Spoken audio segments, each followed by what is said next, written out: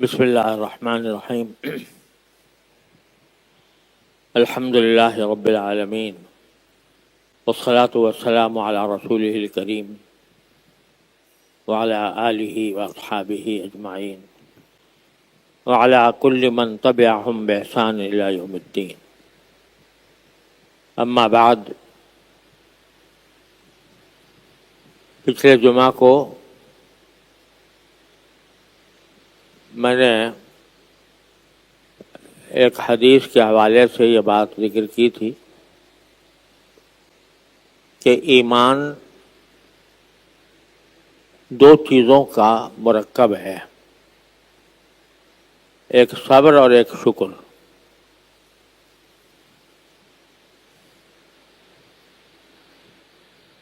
ایمان کے تقاضے انہی دو اوصاف سے پورے ہوتے ہیں. تو میں نے پہلے شکر سے شروع کیا تھا، کیونکہ انسان کے اوپر سب سے پہلے جو چیز واجب ہوتی ہے وہ شکر ہوتا ہے. اور عرض کیا تھا کہ ہر انسان اگر اپنی جان کے اوپر، اپنے جسم پر غور کرے، اور کرنا چاہیے کہ کس طرح میرے جسم کی پرورش ہو رہی ہے، اللہ تعالیٰ میرے جسم کو کس طرح پال رہے ہیں، میرے جسم میں کیا کارخانہ اللہ تعالیٰ نے لگایا ہوا ہے جو خود بخود چل رہا ہے اللہ تعالیٰ کے حکم سے، مجھے اس کے لیے کوئی محنت کرنی نہیں پڑتی. تو ہر انسان کا ہر عضو ایک نعمت ہے، اور اس نعمت کا شکر انسان کے اوپر واجب ہے.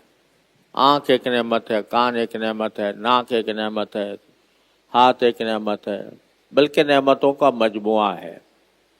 تو انسان کو چاہیے کہ وہ ہر وقت اپنے جسم پر ہونے والی اللہ تعالیٰ کی نعمتوں کا استحضار کرے، دھیان کرے، اور اس پر شکر ادا کرتا رہے.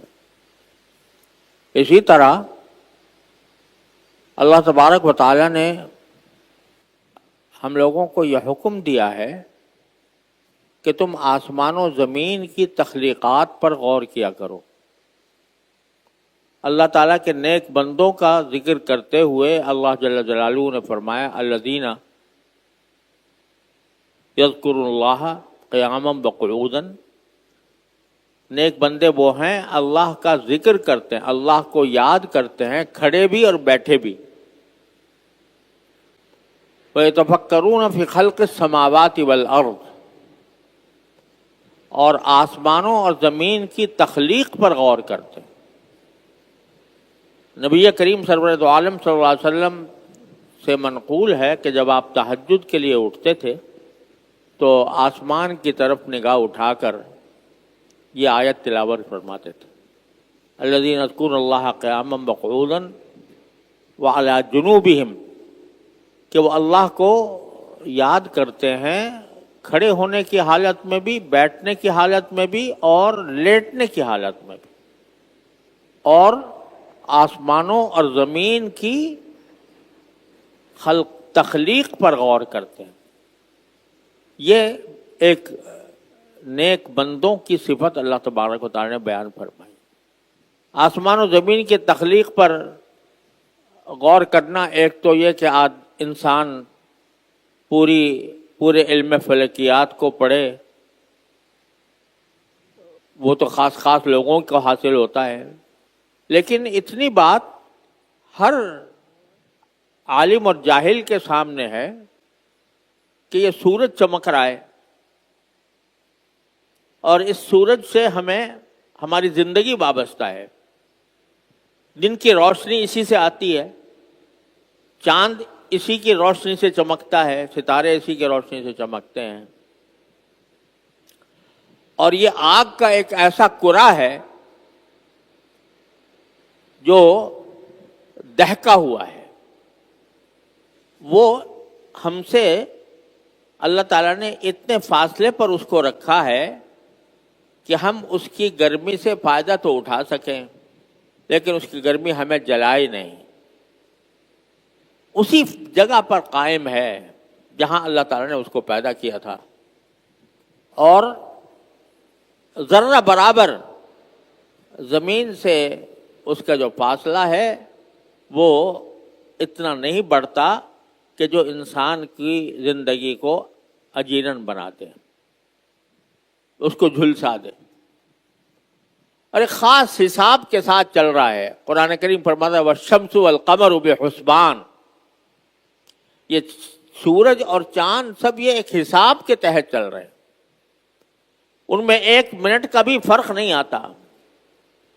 صدیاں گزر گئیں، ہزارہ سال گزر گئے، لیکن وہ اپنی ایک روش پر قائم ہے جو اللہ تعالیٰ نے اس کو لیے مقرر کر دی تھی۔ للشمس ينبغي لها ان تدرك القمر ولا الليل سابق النهار وكل في فلك يسبحون۔ قرآن کہتا ہے یہ سب ایک مدار میں تیر رہے ہیں۔ انسان اگر ایک تیر رہا ہو کوئی پانی کے اندر مثال کے طور پر، تو وہ کبھی دائیں ہو جائے گا، کبھی بائیں ہو جائے گا، کبھی زیادہ گہرائی میں چلا جائے گا، کبھی اوپر آ جائے گا، لیکن یہ تیر بھی رہے ہیں، اور تیر رہنے کے بعد ایک خاص مقدار کے اوپر، ایک خاص اونچائی پر مستقل قائم ہے، ان سے ذرہ برابر ادھر ادھر نہیں ہوتے۔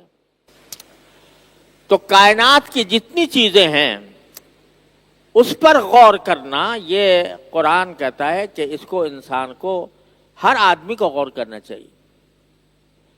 چاند ہے یا سورج ہے یا ستارے ہیں، ان سب کی گردشیں متعین ہیں، ان سب کا حساب متعین ہے، اور اس حساب کے تحت وہ اپنی گردش کو جاری رکھے ہوئے ہیں۔ کون ہے جس نے یہ انتظام کیا ہے؟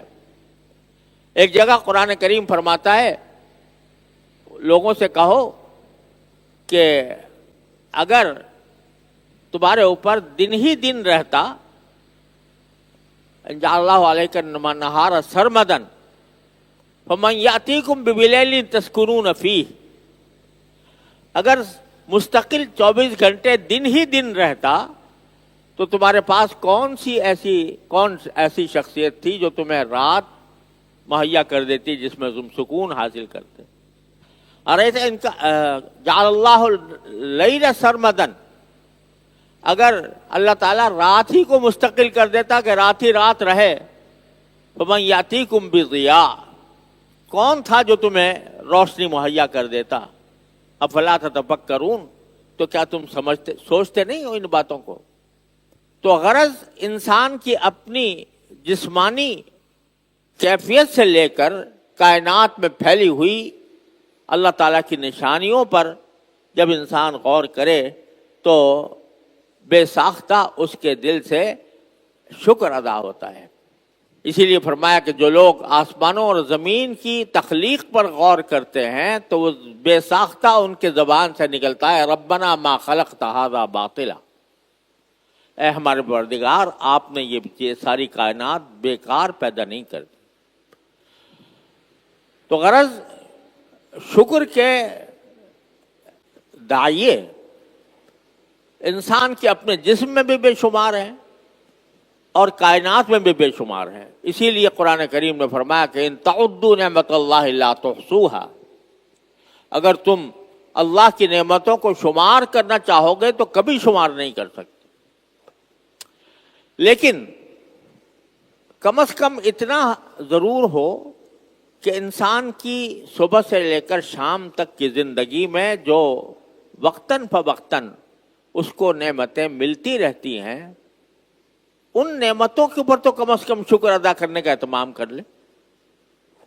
اسی لیے رسول کریم سرورت عالم صلی اللہ علیہ وسلم نے وہ دعائیں اور وہ اذکار تعلیم فرمائے جو انسان دن بھر کی مختلف حالتوں میں اگر وہ اذکار کرے تو کم از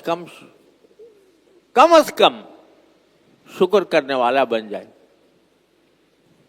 پانی پیے تو فرمایا کہ پانی پینے کے بعد سنت یہ ہے کہ الحمدللہ کہیں کہ یہ پانی میرے پاس اللہ تعالیٰ نے کس طرح بھیجا. میں نے پہلے بھی کئی مرتبہ اس کی توجہ دلا چکا ہوں کہ سمندر سے کس طرح پانی اٹھتا ہے، پھر بادل اٹھا کے لے جاتے ہیں، پھر پہاڑوں کے اوپر جا کر برساتے ہیں، وہ برف کا ایک اسٹوریج وہاں پر قائم ہو جاتا ہے، پھر گرمی اس کے اوپر لگتی ہے، وہ پگھل کر ساری دنیا کے حد تک پہنچتا ہے.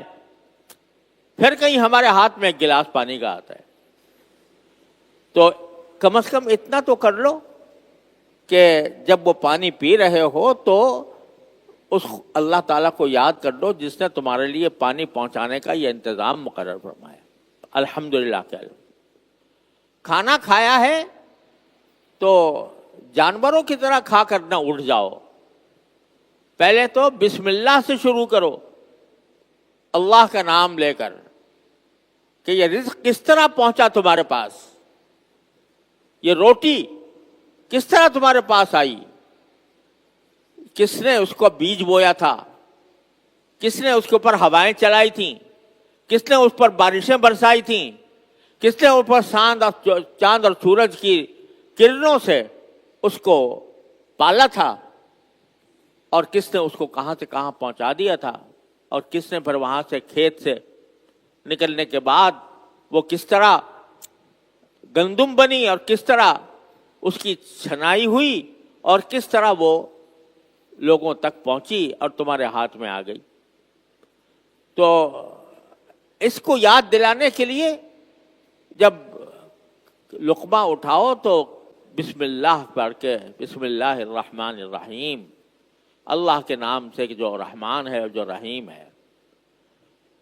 کھا لو. پھر کھانے کے بعد اتنا تو کہہ دو کہ الحمدللہ الذی اطعمنا وسقانا وجعلنا مسلمین. شکر ہے اس اللہ کا جس نے ہمیں کھانا کھلایا اور پلایا اور ہمیں مسلمان بنایا. یہ دعائیں سرکار دو عالم صلی اللہ علیہ وسلم جو تلقین فرمائی ہیں، یہ محض کوئی جنتر منتر نہیں ہے کہ جنتر منتر کر کے اس سے کوئی جادو کیا جا رہا ہے. ہاں، جادو اس معنی میں ہے کہ اگر انسان اس کو سوچ سمجھ کر اپنے زبان سے نکالے تو اس کا رابطہ فوراً اپنے اللہ سے جا کر جڑ جاتا ہے. وہ کھانا پھر صرف کھانے لذت والا کھانا نہیں رہتا، لذت والا اپنی جگہ رہتا ہے، اس سے جسم کی نشو و نما بھی ہوتی ہے، جسم پلتا بھی ہے، لیکن ساتھ ہی بندے کا فوراً رابطہ اپنے اللہ سے جڑ جاتا ہے کہ یہ میں نے کھانا جو کچھ مجھے دیا ہے یہ میرے مالک نے دیا ہے، میں اس کا شکر ادا کرتا ہوں. الحمدللہ الذی اطعمنا وسقانا وجعلنا مسلمین. اور ایسی نازک باتیں نبی کریم سرور دو عالم صلی اللہ علیہ وسلم نے، نفسیاتی باتیں ہمیں سکھائی ہیں کہ انسان خود سے سوچ نہیں سکتا. ایک تو یہ دعا ہے جو میں نے ابھی پڑھی، الحمدللہ الذی اطعمنا وسقانا وجعلنا مسلمین. کیا بگڑتا ہے انسان کا یہ بات کہنے میں؟ کھانا کھانے کے بعد اگر زبان سے یہ بات کہہ دے تو کوئی پیسہ خرچ ہو رہا ہے، کوئی محنت لگ رہی ہے، کوئی وقت ضائع ہو رہا ہے؟ کچھ بھی نہیں. لیکن اس ایک جملے کو کہنے سے، سمجھ کر کہنے سے تمہارا رابطہ فوراً اپنے مالک کے ساتھ جڑ گیا. کیا مشکل ہے اس کی عادت ڈالنے میں؟ اپنے آپ کو بھی خود بھی کرو، اپنے جو ساتھ کھانے والے ہیں ان کو بھی تلقین کرو، بلند آواز سے کہہ دو تاکہ ان کو بھی یاد آ جائے. پھر جب کھانے کے بعد جب دسترخوان اٹھتا تھا تو اس وقت نبی کریم سرور دو عالم صلی اللہ علیہ وسلم ایک اور جملہ فرمایا کرتے تھے جو عام طور سے لوگوں کو یاد نہیں ہوتا، اور وہ بڑا نفسیاتی جملہ ہے. وہ یہ فرماتے تھے غیر مکفی ولا مودع ولا مستغنا عنہ ربنا، جس کے معنی یہ ہے، اور اس کو پہلے اس کا پس منظر سمجھیے کہ انسان جب کھانا شروع کرتا ہے تو بھوک لگ رہی ہوتی ہے، طبیعت کھانے کی طرف مائل ہوتی ہے، بہت رغبت ہوتی ہے کھانے کی طرف، شوق ہوتا ہے کھانا کھانے کا، مزے لے کر کھا لیا. کھانے کے بعد وہی کھانا جو بہت ہی زیادہ جس کی طرف رغبت ہو رہی تھی، جب وہ ختم ہو گیا، پیٹ بھر گیا، اب اس کھانے کی سے ایک طرح کی نفرت پیدا ہونے لگتی ہے. کوئی کہے بھائی اور کھا لو، تو بھائی نہ بھائی بہت بہت ہو گیا، اور نہیں کھاؤں گا. وہ جو بچا ہوا کھانا ہے اس کی طرف سے ایک طبیعت میں بجائے رغبت کے اس سے ایک نفرت پیدا ہونے لگتی ہے. ایک انسان کی یہ فطرت ہے. تو رسول کریم سرورت عالم صلی اللہ علیہ وسلم نے اس نقطے کو اس طرح واضح فرمایا کہ بھائی اس وقت تم کہہ رہے ہو نا نا نا نا اب نہیں کھاؤں گا، نہیں اب نہیں کھاؤں گا، میرا پیٹ بھر گیا ہے، لیکن تم اس کے محتاج پھر بھی ہو. چند گھنٹوں کے بعد دوبارہ تمہیں اس کی حاجت پیش آئے گی. چند گھنٹوں کے بعد جو تم نے کھایا وہ ہضم ہو جائے گا اور پیٹ خالی ہو جائے گا، تو تمہیں دوبارہ حاجت ہوگی کہ ہاں مجھے چاہیے. تو اس کو بھی اس نفرت کے ساتھ مت اٹھاؤ، بلکہ یہ کہو اللہ تعالیٰ سے کہ یا اللہ میں یہ جو اٹھا رہا ہوں کھانا، یہ اس وجہ سے نہیں کہ میرے لیے بس ایک وقت کا کھانا کافی ہو گیا، غیر مکفی، یعنی یہ نا میں اس لیے نہیں اٹھا رہا کہ مجھے اب کھانے کی ضرورت نہیں ہوگی، غیر مکفی ولا مودع، اور میں اس کو ہمیشہ کے لیے رخصت نہیں کر رہا. یہ واپس جو جا رہا ہے بچا ہوا کھانا، یہ ہمیشہ کے لیے رخصت نہیں کر رہا. ولا مستغنا عنہ، اور نہ میں اس سے کبھی بے نیاز ہو سکتا ہوں. یہ کہہ کر رخصت کرو. اب دیکھو، ایک جو انسان کے طبیعت میں جو کھانے کی شروع میں بڑے شوق سے کھا رہا تھا، جب ختم ہو گیا تو وہ اس کو کچرا معلوم ہوتا ہے، اس کے طرف رغبت نہیں ہوتی، نفرت ہونے لگتی ہے. تو اس وقت میں اللہ تبارک و تعالیٰ کی طرف رجوع کر کے یہ کہلوا دیا کہ میں اس کا اب بھی محتاج ہوں. یہ جملہ کہہ دیا. یہ عام طور سے لوگوں کو یاد نہیں ہوتا. الحمدللہ الذی اطعمنا وسقانا وجعلنا مسلمین، یہ تو کثرت سے لوگوں کو یاد ہوتا ہے. اللہ تعالیٰ ہم سب کو توفیق عطا فرمائے. لیکن یہ جملہ یاد نہیں ہوتا. یاد کر لو اس کو، لیکن اگر یاد نہ کرو تو کم از کم اس وقت یہ تصور کر لو کہ میں اللہ تعالیٰ سے یہ کہہ رہا ہوں کہ اللہ میں اٹھا تو رہا ہوں کھانے کو، لیکن میں یہ کھانے کا اٹھانا یہ محض عارضی ہے اور میں اس کا پھر محتاج ہوں. تو اللہ دوبارہ عطا فرمائیے گا. تو یہ دو کام کر لیے تو یہ سارا کھانا، پورا کھانا عبادت بن گیا. پورا کھانا عبادت بن گیا. قرآن کریم کہتا ہے کہ جو لوگ کافروں کا ذکر کیا ہے، یاکلون کما تاکل الانعام، وہ ایسا کھانا کھاتے ہیں جیسے چوپائے کھاتے ہیں، جانور کھاتے ہیں. یعنی جانور کھانا کھا رہا ہوتا ہے تو اس کو جو بھی مل گیا کھا لیا، کھا کے فارغ ہو گیا، سو گیا. اس کو نہ کسی دعا کی ضرورت ہے، نہ کسی اللہ تعالیٰ کو یاد کرنے کی ضرورت ہے. لیکن انسان کو جب اللہ نے اشرف المخلوقات بنایا تو اس کو پھر کھانا اس طرح نہیں کھانا چاہیے جیسے جانور کھاتے ہیں، بلکہ وہ اللہ کو یاد کر کے کھائے، اللہ کے نام سے شروع کرے، اللہ کے حمد پر ختم کرے. تو یہ عقلی طور پر تو یہ بات بالکل واضح ہے، سمجھ میں آتی ہے، اور اللہ تبارک و تعالی ہم سب اس کی توفیق عطا فرمائے. لیکن یہ صرف عقلی طور پر سمجھ لینا کافی نہیں ہے، بلکہ اس کو عمل میں لائے، سوچ سمجھ کر لائے، اور سوچ سمجھ کر جب عمل میں لائے گا تو پھر رفتہ رفتہ اللہ تبارک و تعالیٰ کے ساتھ تعلق مضبوط ہوتا چلا جائے گا. اور یہ تعلق اتنا مضبوط ہو جائے گا کہ انسان ہر لقمے پر اس کا رواں رواں اللہ تعالیٰ کا شکر ادا کرے گا. اور وہ اللہ کے شکر گزار بندوں میں شامل ہو جائے. تو شکر کی عادت ڈالنی ہے. اصل بات یہ ہے جو میں کہنا چاہ رہا تھا, شکر کی عادت ڈالنی ہے.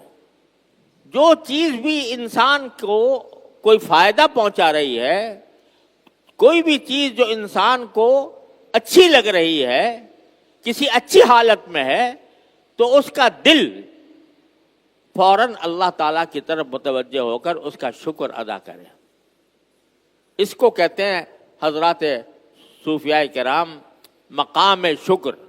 مقام کہتے ہیں اس کو, مقام شکر. مقام شکر کے معنی یہ ہے کہ شکر اس کی عادت ثانیہ بن گئی. وہ ہر وقت ہر لمحے جو اس کو نعمت حاصل ہو رہی ہے اس پر اس کا دل اللہ تعالیٰ کی شکر سے لبریز ہے. یہ کیفیت جب انسان شکر کی مشق کرنا شروع کرتا ہے تو پھر ایک مرحلہ ایسا آتا ہے کہ اس کے لیے الگ سے کوئی کام کرنے کی ضرورت نہیں ہوتی. اس کا دل وہ اللہ تعالیٰ کے شکر ادا کر رہا ہوتا ہے, ہر حالت میں ادا کر رہا ہوتا ہے. اور ایک اور تدبیر نبی کریم سرور عالم صلی اللہ علیہ وسلم نے ارشاد فرمائی. قرآن تو یہ کہتا ہے کہ تم اللہ کی نعمتوں کو شمار بھی نہیں کر سکتے. جب شمار نہیں کر سکتے تو کیسے اس کا شکر کیسے ادا ہو سکتا ہے؟ شیخ سعدی فرماتے ہیں کہ انسان جب سانس لیتا ہے تو ایک سانس اندر جاتا ہے, ایک باہر آتا ہے.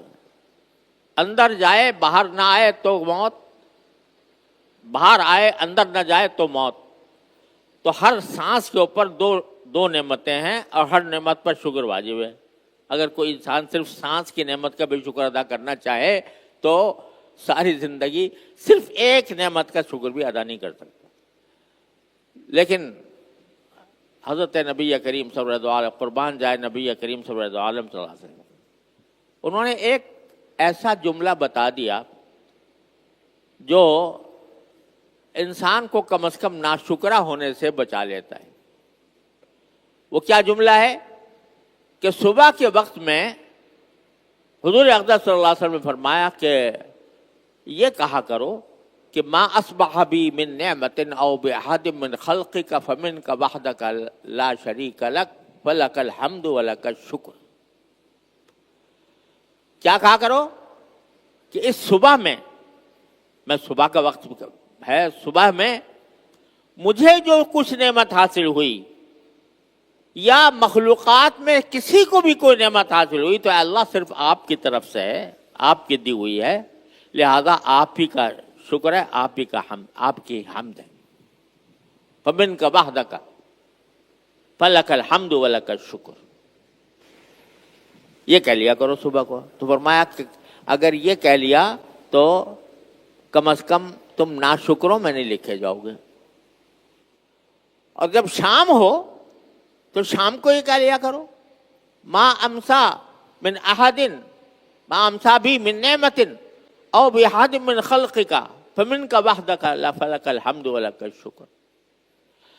آج کی شام میں جس کسی کو, مجھے اور جس کسی کو کوئی نعمت پہنچی ہے تو اللہ صرف آپ کی طرف سے ہے, آپ کا کوئی شریک نہیں ہے, آپ ہی کی طرف سے وہ نعمت ہے, لہذا میں آپ ہی کی حمد کرتا ہوں, آپ ہی کا شکر ادا کرتا ہوں. تو فرمایا کہ صبح کے وقت میں یہ کہہ لیا, شام کے وقت میں یہ کہہ لیا تو کم از کم تم ناشکروں میں نہیں لکھے جاؤ گے, شکر گزار بندوں میں لکھے جاؤ گے. تو حضور اقدس سرور عالم صلی اللہ علیہ وسلم نے ایک ایک مرحلے پر, زندگی کے ایک ایک مرحلے پر ہمیں اللہ سے جوڑنے کے لیے, اللہ تعالیٰ کے ساتھ تعلق قائم کرنے کے لیے, تعلق کو مضبوط کرنے کے لیے ایسی تعلیمات دی ہیں کہ مسلمان جو ہے وہ ہر وقت اللہ تعالیٰ سے جڑا رہے. تو یہ شکر کی نعمت ہے. اور یہ میں عرض کروں کہ جب بندہ شکر گزار ہوتا ہے اور شکر کی کثرت کرتا ہے تو اللہ تعالیٰ اس کو بہت سی بلاؤں سے محفوظ رکھتا ہے.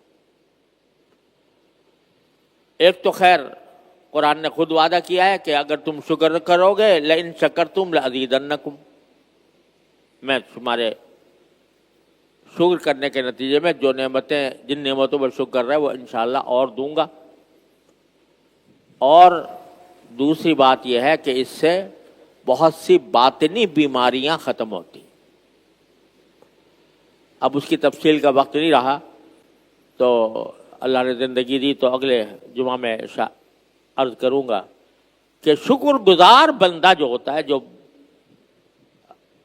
نعمتوں پر شکر کرے، تو اس کو اللہ تبارک و تعالیٰ بہت سی باطنی بیماریوں سے محفوظ رکھتے ہیں.